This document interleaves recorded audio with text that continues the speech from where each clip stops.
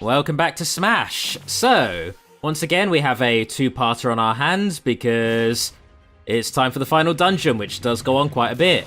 But before we do that, we do have to take on Darkon.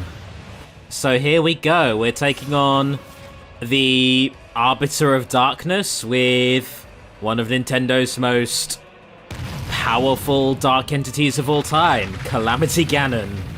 So we get a nice fitting fight here. So, Darkon's very interesting. His moveset is very similar, yet different to Gleam's.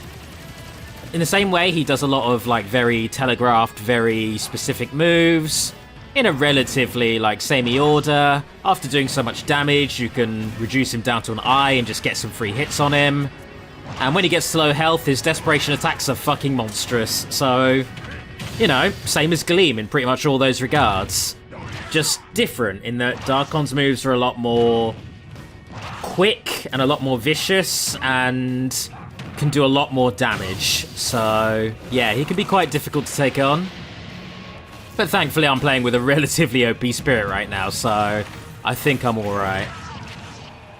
And just in the same way that Gleam could summon Gleam's puppet fighters to come in and blow up on your face, Darkon can do the same. So, yeah. Anyway, this fight was relatively difficult, all things considered. It took me quite a lot of practice to get through this without getting bodied by all the shit that he flings at you. And yeah, I think playing as the Calamity Ganon Spirit definitely did help make this battle a success for me. Now, a lot of you are still probably wondering what actually, is Darkon? Is he based on anything, or is he just a completely original character, much like Gleam? The second one, definitely, but in terms of what he represents within the narrative of Smash, that I'm still not sure about.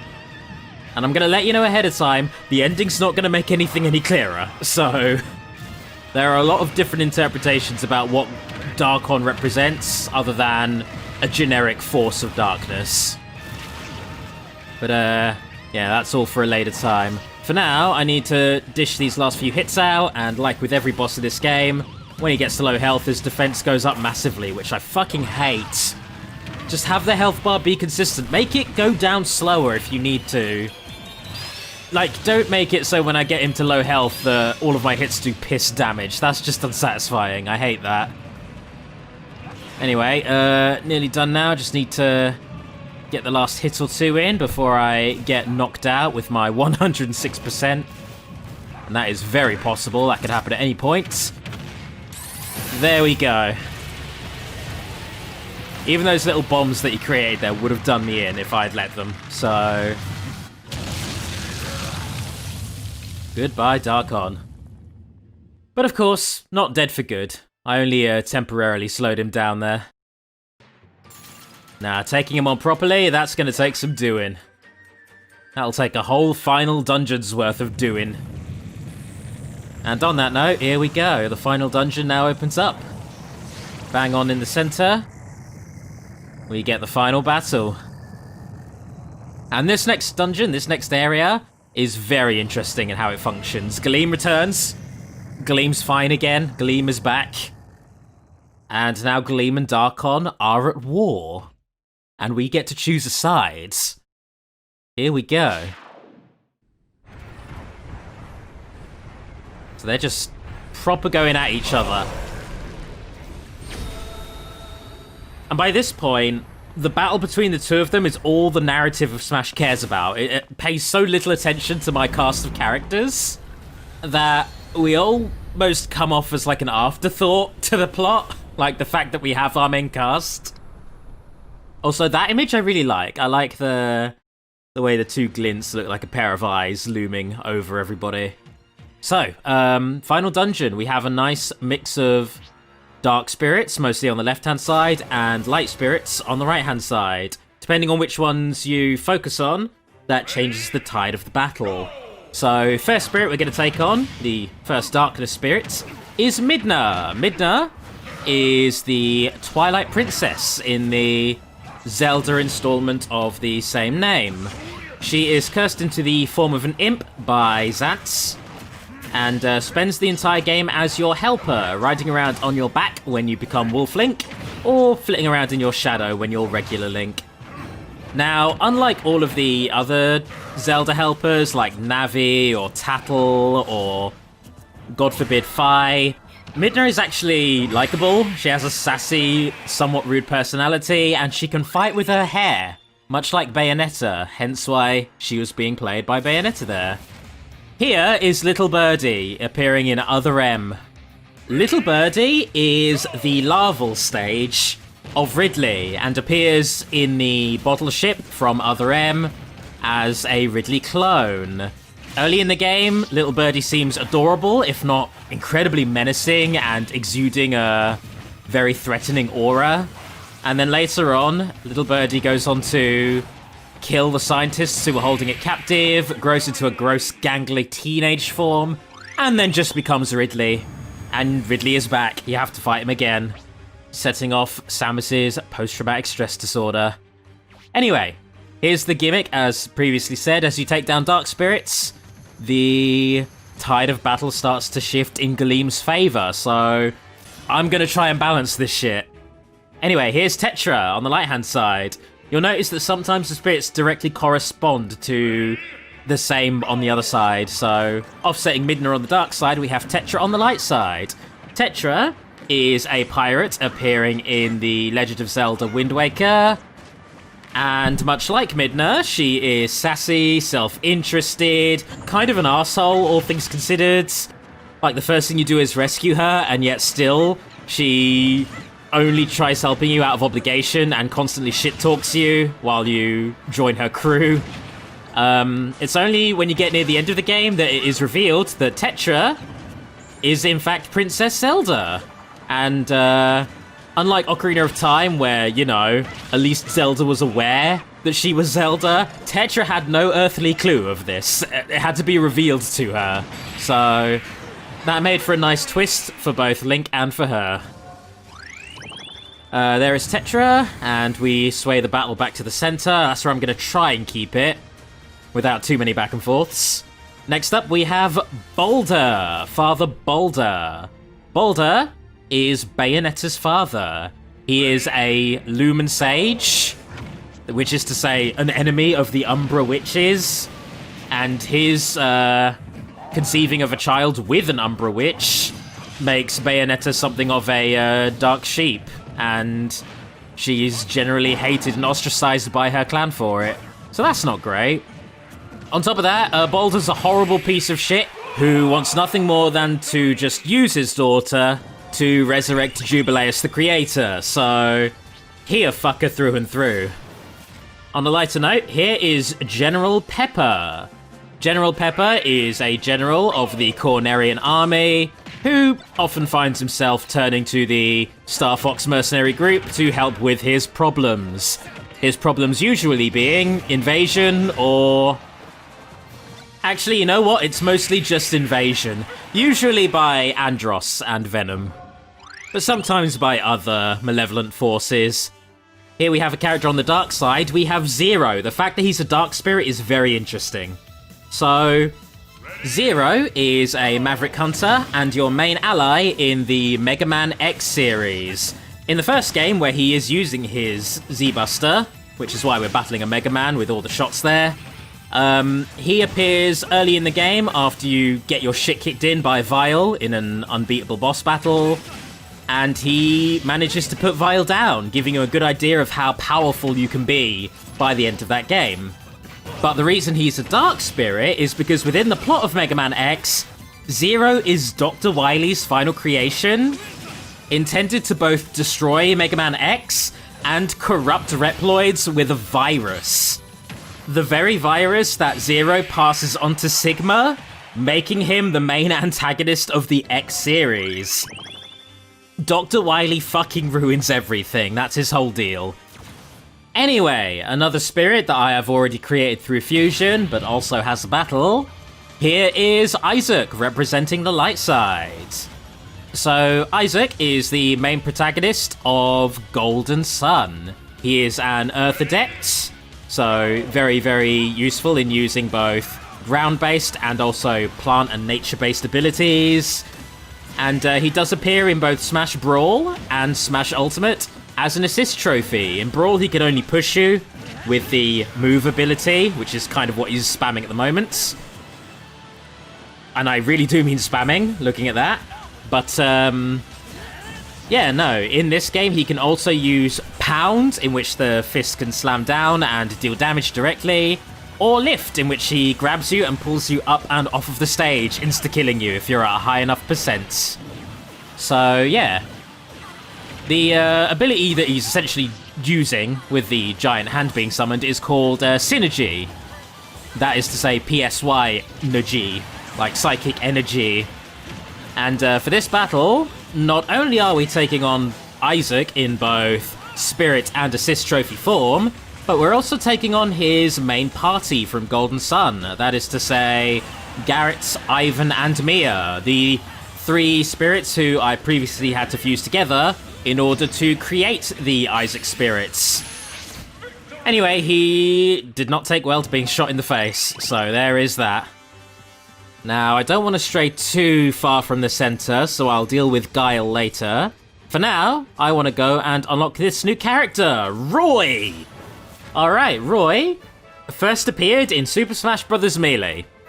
Yep, Melee was his first actual appearance. Similar to Corrin, he debuted in Smash before debuting in his own game. But the Fire Emblem game in question was Fire Emblem The Binding Blade. I have actually reviewed that game on this channel back when I did reviews a lot more frequently, so please feel free to watch that. But to put it briefly, Binding Blade was a kind of a return to form for the Fire Emblem series, just going back to basics, taking a lot of the tropes from the original game, hence why Roy is an echo of Marth, with slightly more fiery moves to represent him being half dragon, as far as my headcanon is concerned. Again, that is down to who you decide to pair Eliwood with in the prequel-sequel, so yeah.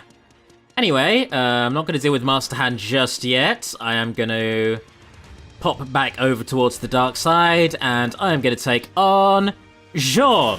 Here we are. So Jean, much like Bayonetta, is an Umbra Witch, and she serves as Bayonetta's close friend, and also rival, possibly romantic partner, but it's always kept relatively vague. Yeah, Jean's whole thing is that she essentially serves as a palette swap of Bayo within the game itself. If you want to go through with a slightly alternate playstyle with very, very slight differences, you can play through the game as Jean after playing through it as Bayo. And in the second game, she actually gets kidnapped, which makes for the entire thrust of that game's narrative, as Bayonetta wants nothing more than to save her possibly girlfriends. Anyway, for this particular battle, we just have a recolored Bayonetta. I'm about to get my shit kicked in if she follows through with this final smash, which she isn't, thankfully. Thank you for fucking that up. And there we go. Beaten with Rodan. Keeping on the dark side for a little while longer. Moving up this way, we have Charlie Nash. Charlie Nash, appearing in the Street Fighter series, first debuting in Street Fighter Alpha, is a former ally of Guile in the United States Air Force. Within the Street Fighter narrative, as confusing and twisted as it is, Charlie gets killed and is later resurrected by a shadow organization as a murderous, vengeful android. Hence why he's on the evil side, and hence why he was turning metal in that battle. He appears in Street Fighter V as a full-on angry android. Here is Mother Brain. Mother Brain is the main antagonist of the classic Metroid series. She is the leader of the Space Pirates, having a higher rank than even Ridley.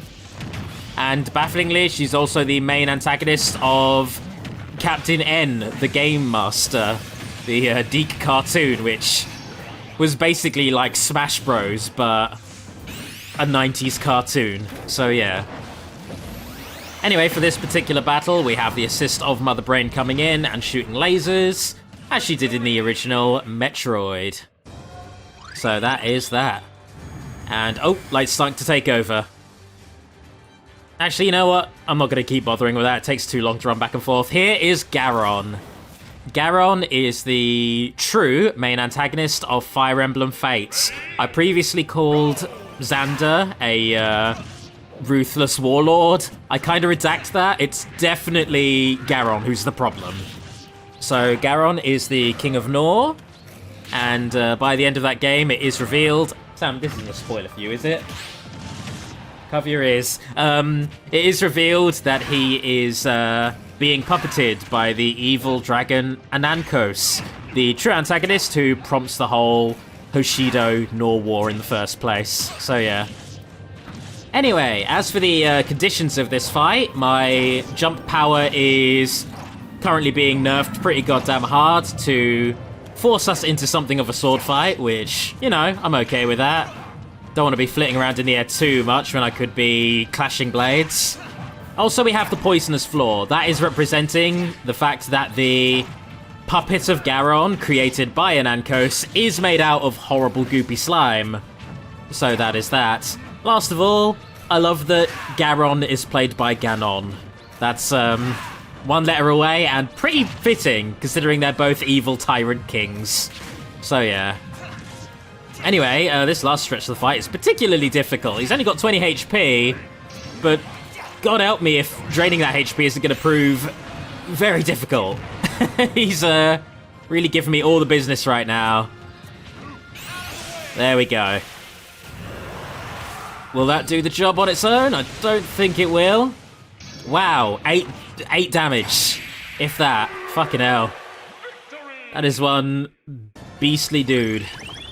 Alright, that is Garon defeated. Here is an Octoling Octopus. Not sure why they're so embedded on the dark side of this conflict. Probably because in Splatoon 1, the Octolings did serve a far more antagonistic role altogether.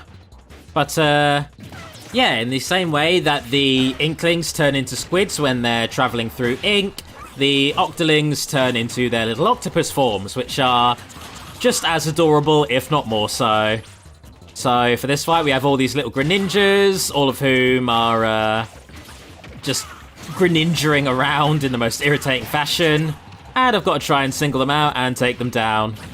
In the same way you'd have to essentially take down a full team of Octolings in most Splatoon encounters.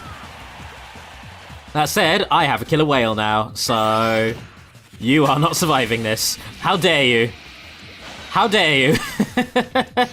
I am not going to let that sit. You are getting lasered. There we go. I could just do a little extra hit there, just to be particularly mean. Alright, here we have Naked Snake. I love that he's on the dark side. So, Naked Snake is the main protagonist of Metal Gear Solid 3, which chronologically takes place before all of the other games in the series. And, yeah, later in the series, chronologically, he becomes a major antagonist in the form of Big Boss, a mercenary warmonger. So, yeah, this battle is very much an inverse of the one we had against the boss, made all the more fitting by the fact that I am currently playing as the boss. And, the reason we're fighting 4 snakes right now is not only to represent the fact that Naked Snake takes on a bunch of different aliases, i.e. Venom Snake and Big Boss, but also represents his clones, the products of the Les Enfants Terribles project. Probably said that horribly wrong. So, yeah, this fight is against not only Naked Snake, but also Solid Snake and Liquid Snake and Solidus Snake, all of whom are either main characters or main villains of Metal Gear Solid. A very complicated family. Anyway, this particular fight is interesting. There's a constant stream of water falling down that hill, and the reason for that might be that it's a reference to the battle against the Sorrow from Metal Gear Solid 3. A battle in which you had to walk through a long stream and face against the ghosts of everyone you've killed. If you've been murdering everyone, that fight is incredibly fucking hard. Anyway, that fight fucking ruled, and of course, Naked Snake is upgradable. But moving on, here is Dark Samus, or Metroid Prime. So, Dark Samus is the main antagonist of all 3 Metroid Prime games. Essentially, Metroid Prime is a Metroid heavily corrupted and mutated by Phazon, and serves as the main baddie of the first game as you travel around taking on this Phazon-infused monster. In the secret ending of that game, Metroid Prime steals your Phazon suit, just strips it from you, and later goes on to possess it, becoming Dark Samus, who then becomes the main antagonist of Metroid Prime 2 and 3. So, yeah, Dark Samus getting into Smash is particularly interesting because Dark Samus is one of the few characters in this game who is just a monster. Has no actual, like, personality or intelligence on any kind of meaningful level. Just an instinct-driven monster who seeks only to corrupt and destroy. And, yeah, that's really neat. Even Ridley can't claim that. Anyway, within Smash, Dark Samus is pretty much one-to-one the same as Samus, except for a few hitbox differences. For example, some attacks that would hit Samus in the feet will not hit Dark Samus because of the constantly floating around and the freakish, inhuman movements that Dark Samus loves making. So, there we go. Anyway, this fight is slowly devolving into a confused projectile spamming mess, as any Samus-on-Samus battle is doomed to do. So let's put an end to that. There we are. That is Dark Samus joining our battle. And, fuck you, Crazy Hand. I ain't shown that again. You've seen Mastering Crazy Hand. I thoroughly trounced it. Simple as that. Now, the question is, how's that going to affect the tide of this battle? Well, in quite an interesting fashion, it turns out. By defeating Crazy Hand, who was serving Darkon, whereas Master is serving Galeem, Galeem now feels emboldened enough to start bringing out his A-game, his most powerful light-based spirits. And the most powerful light-based character on the roster, the Agents of Light. So now we can pull a massive heel turn and go fuck up Galeem by taking down those agents. So let's go ahead and do that, why don't we? Because again, I am not taking sides here. I am full-on becoming a third party. Or at least that's what I'm telling myself. So let's dash over this way. Oh, there's spirits in the way. First we have Seliph. Seliph is the protagonist of the second half of Fire Emblem Genealogy of the Holy War. So Seliph is the offspring of both Sigurd and Deirdre, and he's a pretty basic swordsman. So representing him we have the Marth, and representing his father Sigurd we have Ike, who is fighting alongside him. It's kind of cute seeing the two of them together. It's like a proper little father and son combo we've got here. But y'all can't really stand up to my Xander. My Xander's gonna fuck you up either way, because Daddy Garon told him to. Just need one more good clean hit. Or maybe a good strong smash attack, and that should do the job. Or an up air, that works too. Whatever. So, over this way, moving towards the Agents of Light, we have Tails. Miles Tails Prower. I'm pretty sure we've already done this spirit. Yeah, we definitely already did this one. I forgot that this one appears in the main campaign. I'm a goofball. Sorry about that. Let me just speed through this one. Just to remind you, it's Tails and Knuckles teaming up against you. But now I'm Super Shadow, so y'all ain't gonna do much to stop me. There we are. Alright, and moving towards the Agents of Light. First of all, we have Solgaleo. Solgaleo is the mascot Pokemon of Pokemon Sun. Based on the alchemical lion, which, within alchemical lore, devours the sun, Solgaleo appears in the Alola region as a legendary Pokemon who has dominion over the sun. You'd think that that would make him a fire type, especially with all the fire moves that Solgaleo has a penchant for. But no, keeping up with the theme of alchemy, he is a psychic and steel type with a penchant for fire-based attacks. So that is pretty cool, honestly. Anyway, he's also the evolved form of both Cosmog and Cosmoem, but only in Pokemon Sun. In Pokemon Moon, evolving Cosmoem actually gives you a different final form, which we will be exploring later. So there we go. Anyway, for this fight we have this Golden Incineroar, and Golden enemies are always a fucking nightmare because of how much knockback they get. So at this point I'm now more adamant about just clearing that last little bit of health instead of getting myself killed. There we are. Lovely. So, next up, in terms of the major agents of light, we have Mythra. Mythra is one of the blades you can acquire in Xenoblade Chronicles 2. And for this battle, much like the Pyrrha battle, she is fighting alongside Rex, who is her driver. Very, very different to Pyrrha in the fact that she isn't a fire elemental. She's a light elemental, which very much works given the current situation we find ourselves in Smash. But on top of that, when you equip her, one of her blade arts is to massively boost your critical hit rates, which is exactly what she does in this game as well. As a 4-star spirit, if you equip her, she boosts the shit out of your crit rate, meaning that 12% of your hits will do freakishly high damage. And I do mean freakishly high. So yeah, really, really useful 4-star spirits. Particularly for bosses. If you really want to clear enemies' health, then yeah, Mythra is the way to go.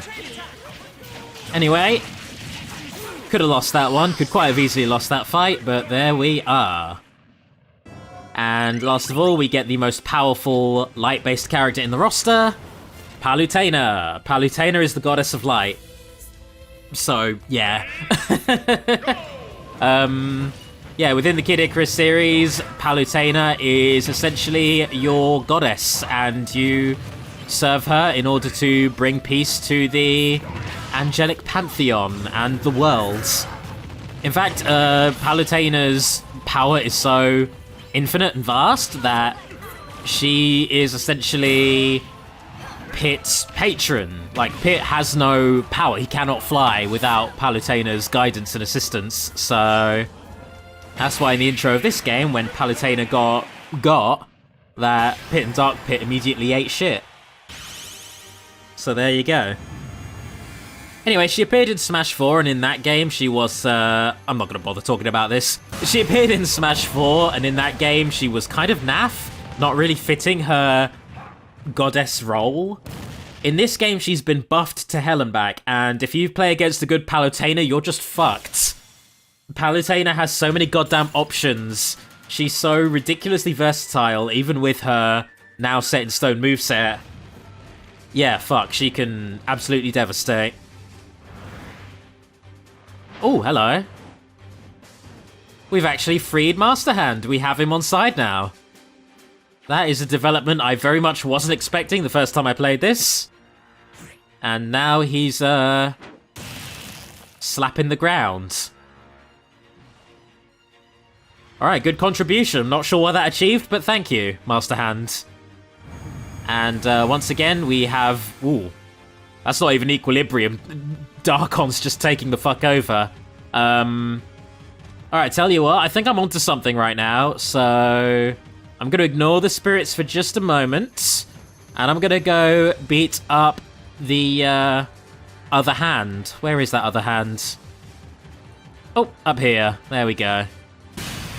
So that is the Master Hand, who is under Gleam's control, and in defeating that, now Darkon is going to feel emboldened. Wait, no, fuck. I didn't want that. I don't think I wanted that. Now Darkon's totally going to take over. This is really hard to manage, okay? I'm not good at being a third party in a war. Don't ever make me play Fire Emblem Revelations. Wait, no, yes, this is what I wanted. He now brings out his agents and I can fuck him up. Alright, no, this does work out. And that looks like Pac-Man. That little area you've just created looks like Pac-Man. Probably not intentional, but just so happens to be the case. Oh god. Oh god. Alright, everything is very dark right now. I'm gonna go and put things right. Let's go and deal with those agents, why don't we? So, as a counterpart to Solgaleo, we have Lunala. So, Lunala is the evolved form of Cosmo and Cosmoem, appearing in Pokemon Moon instead. So, instead of being, you know, tied to the sun, Lunala is tied to the moon, and is a Psychic and Ghost-type Pokemon. One of the most powerful and bulky Pokemon of both of those types. So, yeah, Lunala can be an absolute fucking powerhouse, particularly in the competitive scene. And for this battle, we have Ridley getting across the... why the fuck did I do that? David, what's wrong with you, you idiot?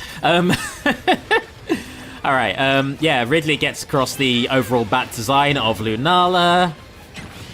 And I need to somehow redeem myself from what I just did there. I'm just launching myself into a proximity mine that I just goddamn dropped.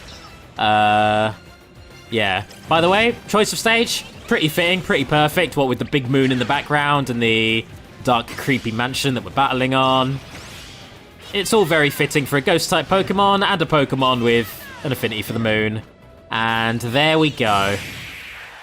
Spam enough PKs and you win. The mantra of every Ness and Lucas Online. Over here, we have the Fierce Deity Link. Okay, not a counterpart to Mithra, but a very, very interesting spirit in its own right. I did create this previously through Fusion, but here's the full-on battle, and it's a doozy of a fight. So, the Fierce Deity is a form that Link can take on in Majora's Mask upon basically 100%ing the game and doing everything that needs doing. And using this form, you can absolutely make a laughingstock of the final boss by throwing away your shield and replacing it for a super OP sword that shoots fucking lasers everywhere. The Fierce Deity is a one-off phenomena because even though you can, you know, get costumes of it and there are references to it in later Zelda games, it's never really expanded upon what the fuck it is. It just is. It's just the thing that happens in Majora that lets you kick fuck out of Majora. And, yeah, hasn't really had any significance within the plot of Zelda since. And that just makes me more curious. Like, what the fuck is the Fierce Deity? What is it? What is it? What is it? Maybe we'll never know. Anyway, as a counterpart to Palutena, we get the most powerful darkness-based character outside of Ganondorf. We get Bayonetta, so pretty perfect. As an inverse to Palutena, Bayonetta, when she was introduced in Smash 4, was fucking broken as shit. She was arguably the most powerful character in the Smash series ever, because from 0% she could just combo you off of the screen and kill you. Like 0 to death like it was nothing. So, in this game, unlike Palutena who's been buffed, Bayonetta has been incredibly nerfed. And that's kind of funny to me. If not a little bit sad, because I kind of like her as a character. So, yeah, Bayonetta is the titular character of her own series. She is easily the most overtly adult character in this game, more so than even Solid Snake. And, yeah, her game is very, very horny. Like, unabashedly and unashamedly so. And, yeah, she's an Umbra witch. She's made a pact with the demoness, Madama Butterfly. And within her own game, she kicks fuck out of angels and gods as if it was nothing. She is comically powerful. And with that, if my pattern recognition is correct, taking out Crazy Hand there should even out the playing field somewhat. Or at least, I hope it will. We'll see what happens. Here we go. So he regains himself. There we are. Now Crazy Hand and Master Hand are both on side. And I'm going to assume he's going to do the same thing Master did with the little slap. Oh, maybe more than a slap. Okay, interesting. Y'all seem to be opening up a third path of sorts. Alright. And now things are back in Gleam's control, so... alright. Tell you what, we'll carry this on in the next episode, but for now, I'm going to do a little bit of summoning. We've gotten enough spirits now to do a whole bunch of summons, so... Going through all of these summons. I have a lot of duplicates. We're putting together Seliph and Heracles, a Fire Emblem hero and a Greek mythological figure, gives us a yoga pose, interestingly enough. It'll make sense when you know what the pose is. It is Warrior, a pose that helps to strengthen your legs and your core strength. Moving on, by upgrading Jeanne, we get her superhero persona, QTJ, because Jeanne is low-key a massive nerd. Also based on QE Honey from Beautiful Joe. Upgrading Zero gives us the Z-Saber that you can use to defeat Sigma. Upgrading Mother Brain gives us her Super Metroid incarnation, the one that killed the baby, her second form. Upgrading Tetra, as I said before, reveals her to be none other than Princess Zelda. Double Final Smash, very good. Very OP for Zelda herself. Upgrading Boulder gives us his Lumen Sage form, Father Boulder, which he takes on when he battles you at the end of the first game. Midna, of course, rides Wolf Link around as a mount, and together they form a pretty unstoppable combo. And last of all, most importantly... You are above even the boss. I hereby award you the title of Big Boss.